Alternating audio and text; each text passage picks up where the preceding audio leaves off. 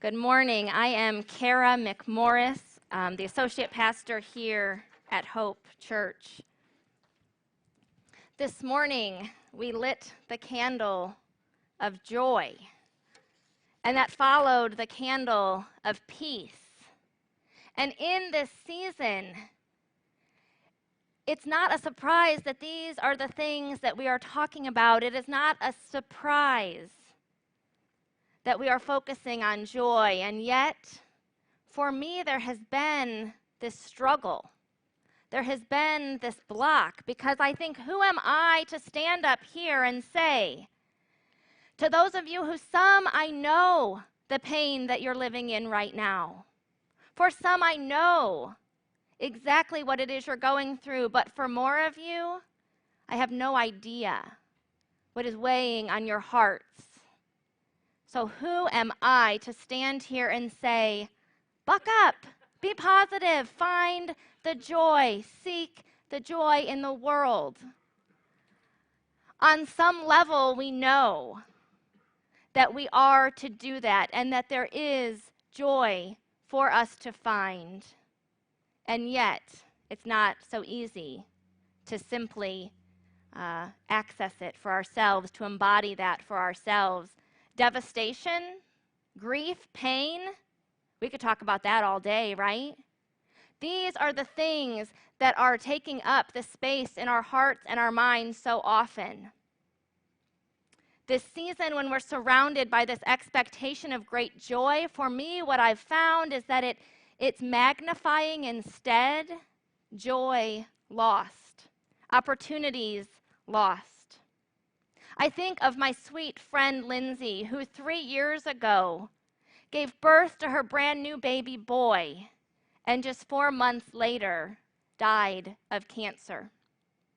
I think of my grandmother who helped raise me, who was a guiding light in my life, sitting across from me in that McDonald's saying, "Do I know you?" She had completely forgotten who I was. These are the things that come to my heart and my mind. When I moved my family in obedience to God to another continent, to live in a third world country because that is what God called me to do, and I listened and I followed and I did what I was supposed to do, only to get there and find that the ministry that we're working with was corrupt, and it wasn't something that we could continue to support. But here we are for a year in another country. And then the coming home to this place feeling like an absolute failure, feeling completely broken through all of the stress and frustration and confusion, not even knowing if I could like my husband, let alone love him again. This is life, isn't it? These are the things that no matter how much we put up barriers, no matter how much we try to protect ourselves, these things come at us. These experiences take over our lives. Who are we to speak of joy? As Jenny said, this is the 200th anniversary of the song Silent Night. This week we look at verse 2, which comes from the scripture of Luke chapter 2. Let's look together. In that region, there were shepherds living in the fields, keeping watch over their flock by night. This was not a fancy job. These were not people who were making a living wage. These were not the owners of the sheep. These were some hired hands, almost indentured servants that are just there to keep away scary things at night from this flock. And then, to these shepherds, an angel of the Lord stood before them, and the glory of the Lord shone around them, and they were terrified. There was nothing in them that felt like, this is a good thing. This is normal. This happens. Absolutely not. They were absolutely out of their mind terrified. But the angel said to them, and this is what I felt like I was supposed to do today, "Don't be afraid. It's okay." Really?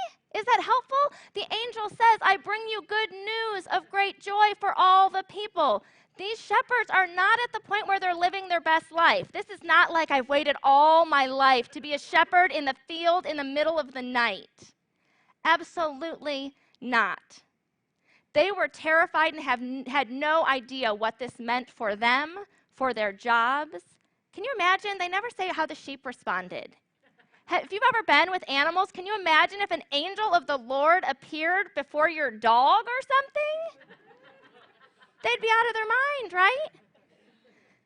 All of that, adding in to the situation, would lead to terror. But this angel said, hey, good news. This great thing has happened. This baby has been born that represents peace and joy and light and life and love to the world. It seems simple, doesn't it? There's this great news they've been told. They just have to believe it.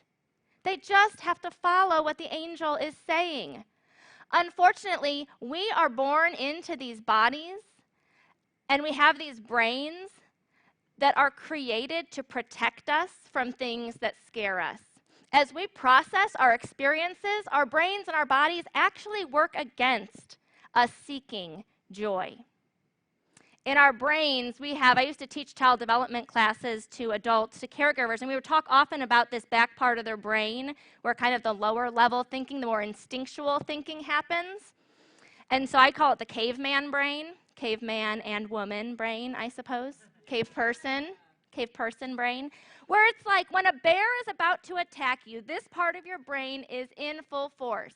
It either runs away or it fights that bear or it freezes and can't do a single thing. This is what our brains are built for. This frontal lobe, this more higher level thinking, this has like all of our logic, all of our problem solving, our memory. Interesting thing, back here in this lower level part of our brain are our impulses. This is why when we're talking about child development, we think of like 2-year-olds. They just have a thought and they do it, right? Maybe some people a little older than 2 that we know. But up here, in this higher level thinking, is our impulse control. Seems like that could have been designed a little differently, right? Impulses first, impulse control not till way up here. And then we have this little gatekeeper called the amygdala. And it closes off access to that higher level thinking when we get scared. Not very convenient for us, right? When we're sitting there in a situation like these shepherds, we can't access the part of our brain that says, there might be an explanation for this. This might be okay. All they have access to, because that amygdala is closed, is pure terror. You and I have brains developed this way that don't say, you've been in scary situations before and you've handled it. You have been in these places and you have survived. You have made it through hard things before. Our bodies and our brains are working against this path to joy. We also have these things called embedded theologies. It's just these ideas that we have, some of them about how life works, about how we're supposed to respond, about how the world is, and about who God is. And sometimes we have no idea where these ideas came from. And sometimes we know exactly where those ideas came from. And they are ideas about God and life that limit us from experiencing joy. We also have these tendencies to focus on the negative. I'm sure I'm not alone in that there are many times that you can get 25 compliments about something, right? And there's that one person that is negative. There's that one person that has a criticism. And which things are you thinking about 2 weeks later? The 25 compliments? Absolutely not. For some reason, our brains focus on that one negative.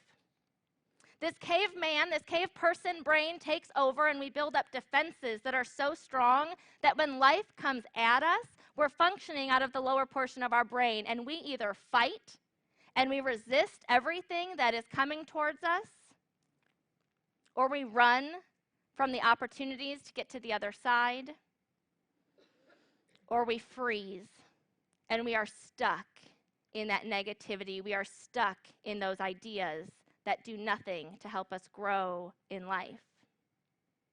What did the shepherds do, though? Let's look at the next part of that scripture.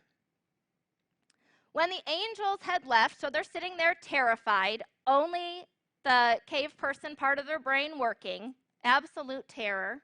When the angels had gone into heaven, the shepherds said to one another, let's do it. Let's go to Bethlehem. Let's see this thing that has taken place, which the Lord has made known to us. Were they risking their jobs? They were for sure risking looking like they didn't have their heads on straight. What would that have looked like for the shepherds to walk and say, we hear there's this baby born, like good news for me? Absolutely makes no sense. They defied everything in themselves that said this news couldn't be for them, that they weren't worth it, that it wasn't worth leaving their posts, it wasn't worth leaving their jobs, the things that they knew for sure. They had to defy all that in their brains and their bodies that were telling them to ignore it, to run from it. They left their posts and they went to see if the angel was right, if that by some small chance there was joy that would lead them to living their best lives. Was there really good news of great joy? One of the famous stories about the song Silent Night is when this hymn was sung during World War I, where the British and German soldiers were on the front lines, and the trenches were so close to each other where they were fighting that they could hear each other on Christmas Day singing Silent Night in every language. There's a advertisement, a commercial that was made I'd like us to take a minute to watch.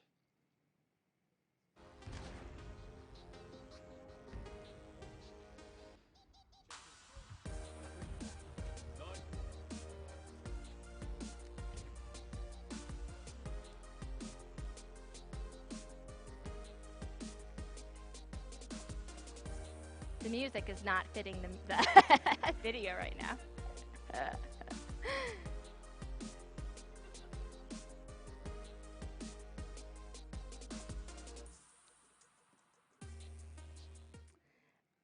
When we think of this scene of war, we think of the terror that every soldier must experience sitting in that moment.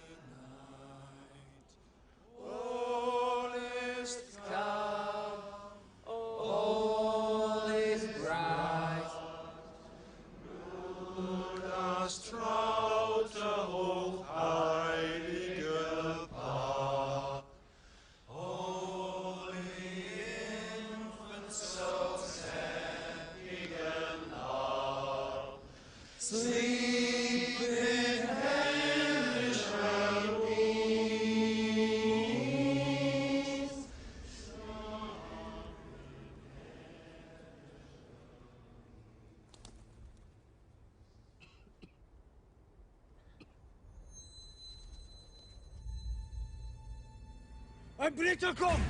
Ein Blitzer kommt! Jim? Jim, don't do it! Halt! Er ist nicht bewaffnet!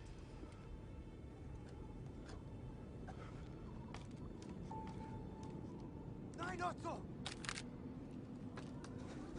Jim!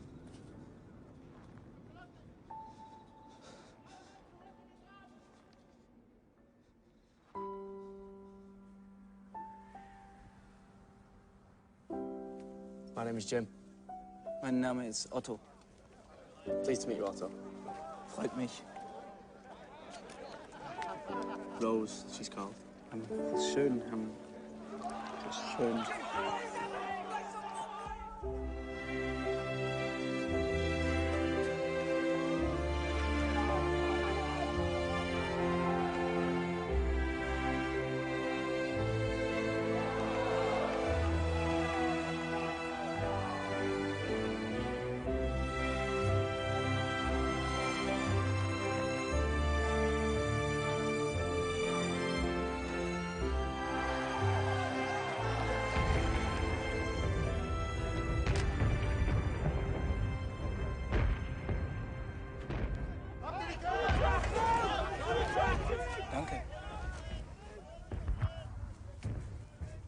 Christmas. Frohe Weihnachten.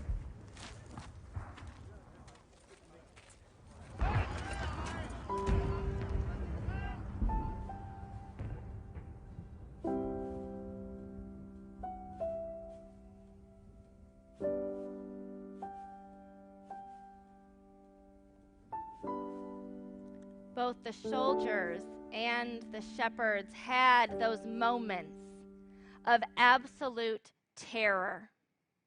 Of how can I possibly do this? My whole life is on the line. I don't know what is on the other side of this moment. It might be the end, but it might not. It might lead to something greater than I could ever imagine. It might lead to joy. When we get to those moments of terror and everything in us tells us to stop, to give up, there is no way beyond where you are right now. That risk can lead to joy. And this is not a slap a smile on your face, inauthentic, superficial joy. It is not a just think about it, just make yourself feel better kind of joy. It is a I've earned this kind of joy. I have walked through the valley. I have taken that risk when all hope seemed lost, and I will believe that there is joy on the other side. And it may not be joy that lasts forever. These soldiers heard the bombs exploding in the background. It was not forever, but it was worth it. That joy, that deep and real joy, is worth it. Absolutely. Who am I to stand here and tell you about joy? I am someone who stands here looking at my faith community who said, I'm going to keep fighting for my child. Who said, I am going to walk through this discrimination and I am not going to let them win. Who said, let's try IVF one more time to have this baby. I'm going to take the legal risk. I'm going to put myself out there so that I can celebrate my first Christmas with my babies. I look at you and I know my experiences. I know where we've been together and where we've been apart. And those times when we have opened our arms wide and said, I don't know why this is happening. I don't know why, God, but I am going to believe that you are good. I am going to believe, God, that the joy you have is for me, is for my life. I am worth it, and I am created for this joy, though everything in me tries to tell me otherwise. Who are we to talk about joy? We are the church. We are a faith community that stands together, and as an act of resistance, we choose to continue. We choose to love each other well in the valleys and on the mountaintops. We are the church, and we are a family that will not let anyone stand alone as they travel the roads. We don't get to choose what comes at us in life. But what we have is love of God that surpasses all things and the hope in a joy that is everlasting and a joy that is bigger than anything we can encounter in life. As the band comes forward, we are going to keep this time open. There's prayer stations available in the back. As they play this next song, may we just bask in that. In the power of the joy of God, in the valleys that we have taken the risk not to avoid, but to walk into, to walk through that grief, to walk through that loss, trusting and knowing that there is hope, there is joy on the other side. May we spend this time in prayer.